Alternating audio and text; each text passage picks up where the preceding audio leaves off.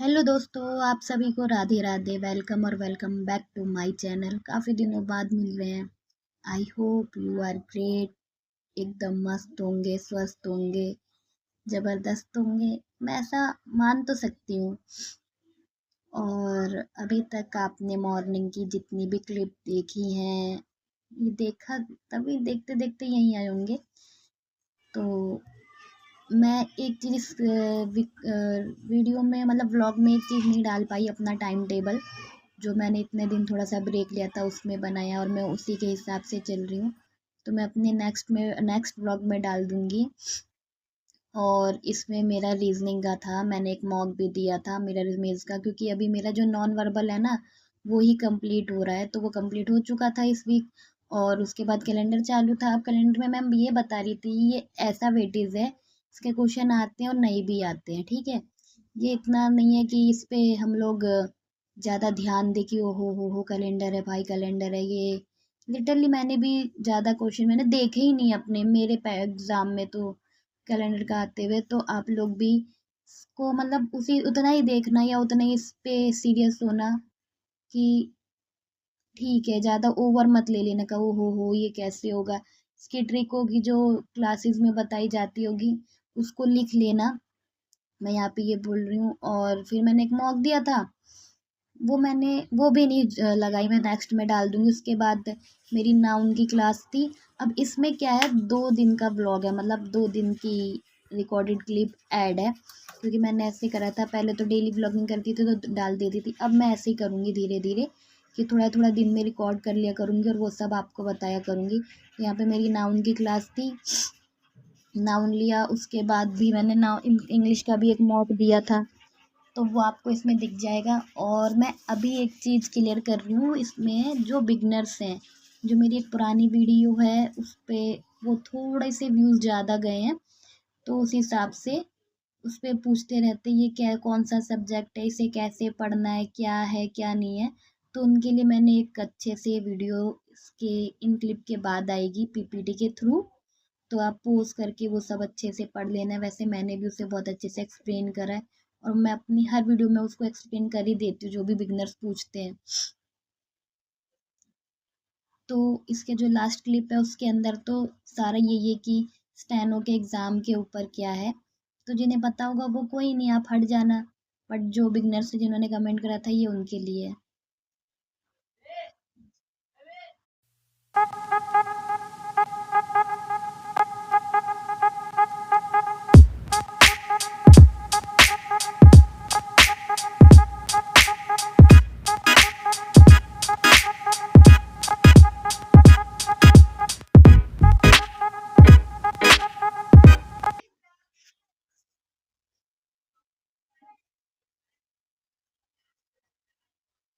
तो मुझे बहुत सारे कमेंट ये आ रहे थे कि मेरी पुरानी वीडियोस पे कि स्टेनोग्राफर क्या होता है, उसका पैटर्न बता दो, सिलेबस बता दो, जो मैं अपनी हर वीडियो में बताती हूँ। और शायद यूट्यूब एक चीज़ ये करता है कि वो पुरानी वीडियो ज़्यादा पुश नहीं करता है। जो रिसेंटली मैंने एक 30 डे डेली व्लॉगिंग करी थी, उसके बाद मैंने 23 तक भी डेली व्लॉगिंग करी थी, जो कि मेरा 75 हार्ड डे चैलेंज था। बट मैंने गिव अप, मतलब मैंने छोड़ दिया, क्वाइट कर दिया कि मैं ये नहीं, मैं अपना नॉर्मली करूँगी। क्योंकि मेरे जो पढ़ाई है मेरा उस पे फिर ध्यान नहीं जा रहा था सिवाय व्लॉगिंग के, इस चक्कर में। तो ये बेसिकली उन्हीं के लिए है पूरा कि कैसे कितने नंबर का क्वेश्चन होता है, कितने नंबर कौन से सब्जेक्ट पढ़ने चाहिए। ऑलरेडी मैंने और भी बहुत अच्छे से तरीके से बताया, बट मैं आज एक पीपीटी के तरीके से आपको बता दे रही हूँ। और इंग्लिश में पीपीटी है, बट मैं आपको पूरा गाइड जो है हिंदी में करके दूंगी। तो इस वीडियो में आपको कौन कौन सा मतलब इम्पोर्टेंट टॉपिक लेने हैं और किस पे कितना वक्त देना है, मैं ये सारी चीज़ें बताऊंगी। तो चलो शुरू करते हैं, ठीक है।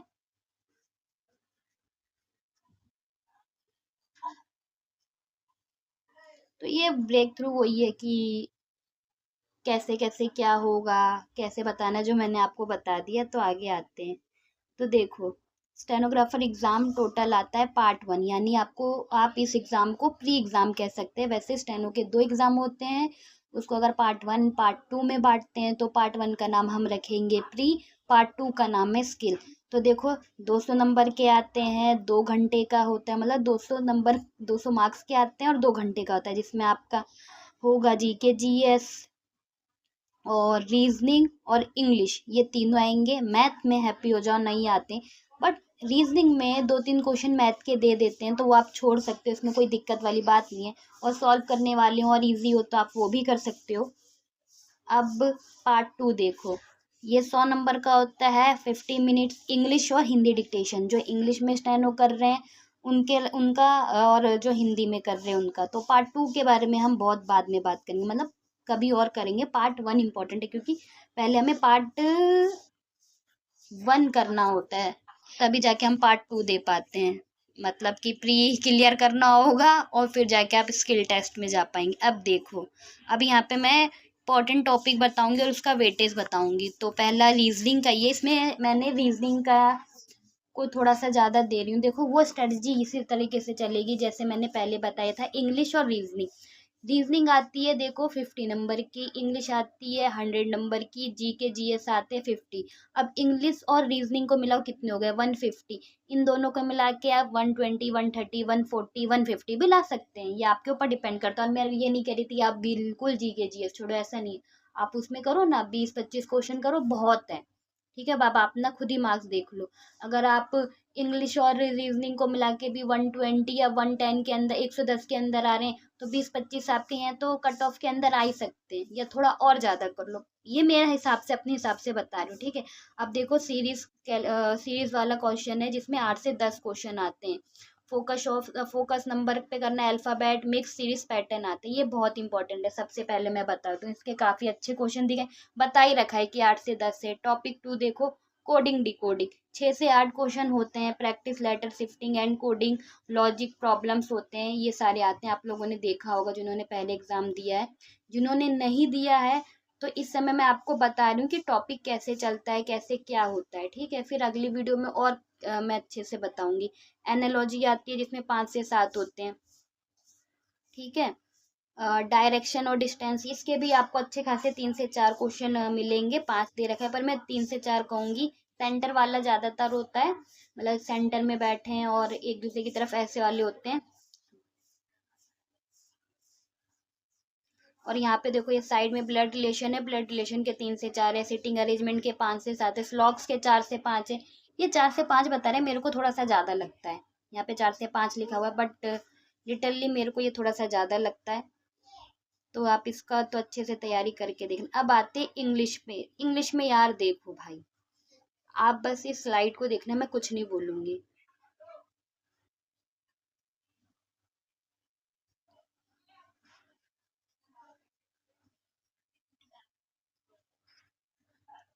वो कैब पे ध्यान दो, एक चीज, बाकी चीज छोड़ दो। मैं बाकी चीज बोल रही, साइड हटा दो। सिर्फ वो कैब पे देखो, 10 से 12 क्वेश्चन है सिनोनियम antonym idioms and phrase verb के। तभी मैं कहती हूँ कि भाई उठो, 5-5 ही याद करो। जब तक एग्जाम होगा बहुत सारे हो जाएंगे। PYQ लगाओ। यहाँ देखो, ग्रामर एरर्स। क्लोज टेस्ट देखो, 8 से 10। आप इंग्लिश और रीजनिंग का समझ रहे हो क्यों मैं इंग्लिश और रीजनिंग के पीछे इतना पड़ी हुई हूँ।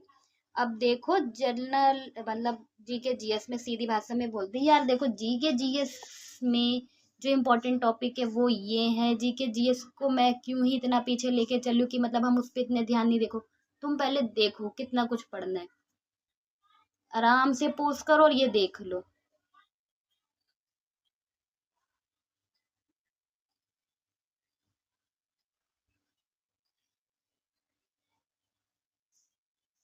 वहां पे देख रहे हो, स्टैटिक जीके के 30 से 35 क्वेश्चन, करंट अफेयर के 15 से 20 क्वेश्चन, देख रहे हो। और ये नहीं कि ये आपके एग्जाम में 30 से 35, भाई ये पूरा जो एग्जाम होता है उस हिसाब से।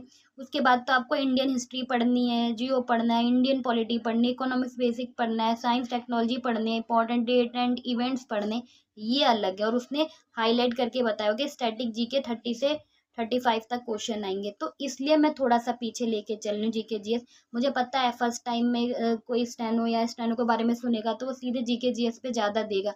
मैंने भी ये गलती करी है, ठीक है। और इसलिए मैं सोच रही हूँ आप लोग ये गलती ना करें, क्योंकि मैंने अपनी गलतियों से सीखा है।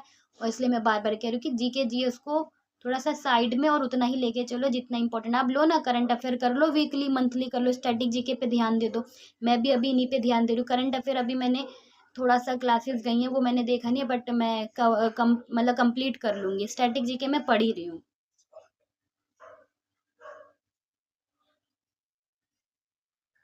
अभी यहाँ पे तो देखो, ये मैंने बताया कि रीजनिंग के सॉल्व करो 30 से 40, स्पीड अच्छी होनी चाहिए, टाइम मैनेजमेंट, ये सब है बस।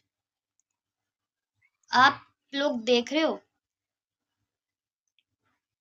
कि मैं क्यों बार बार कह रही थी कि हाँ भाई आप रीजनिंग पे दो, और क्या कहते हैं, इंग्लिश पे दो। ये पीपीटी मैंने अपनी तरफ से बनाई भी नहीं है, ये एआई जनरेटेड ही है।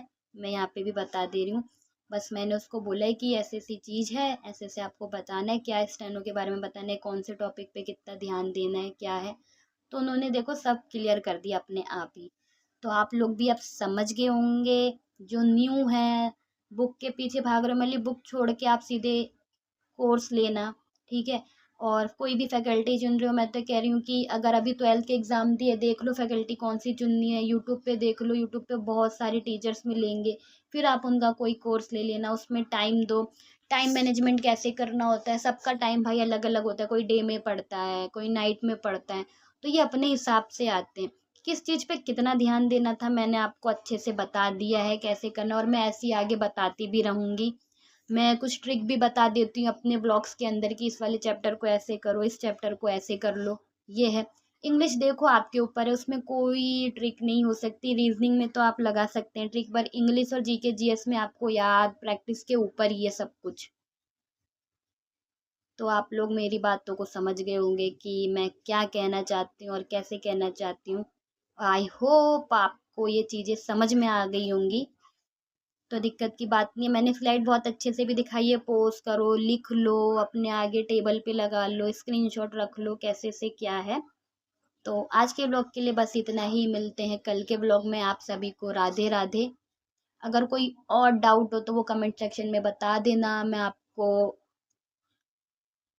आके अगले व्लॉग में आपकी प्रॉब्लम सॉल्व कर दूंगी, या कमेंट का रिप्लाई करके सॉल्व कर दूंगी। अब जो वीडियो है वो सैटरडे को मिलेगी, हर सैटरडे को 6 से 7 में आपको व्लॉग अपलोड करके मिल जाएगा। मैं डेली नहीं डाल सकती हूँ, इसके लिए सॉरी।